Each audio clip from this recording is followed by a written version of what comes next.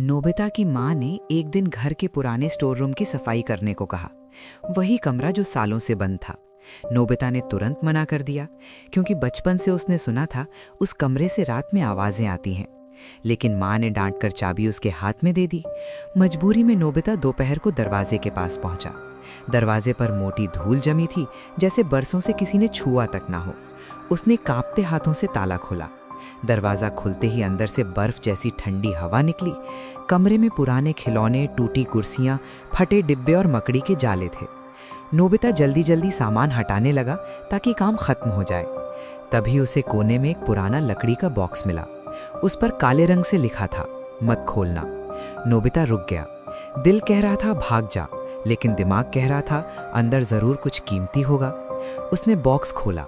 अंदर सिर्फ एक पुरानी तस्वीर थी। तस्वीर में वही कमरा था और कमरे के बीचों बीच एक लड़का खड़ा था।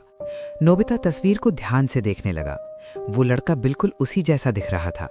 उसी समय पीछे से दरवाजा जोर से बंद हो गया। धड़ाम! नोबिता भागकर दरवाजे तक गया। खींचा, धक्का दिया, लेकिन दरवाजा नहीं खुला।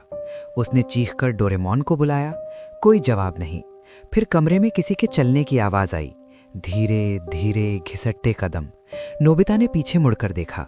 कोई नहीं था, लेकिन फर्श पर धूल में पैरों के निशान बन रहे थे, अपने आप, जैसे कोई अदृश्य चीज उसकी तरफ आ रही हो। नोबिता पीछे हटने लगा। निशान रुक गए। फिर दीवार पर टंगा आईना हिलने लगा। उसने डरते हुए आईने में देखा। आईने में कमरा दिख रहा था, पर नोबिता नहीं। उसकी जगह वही लड़का खड़ा था जो तस्वीर में था। वो मुस्कुरा रहा था और धीरे धीरे आईने के अंदर से बाहर आने लगा।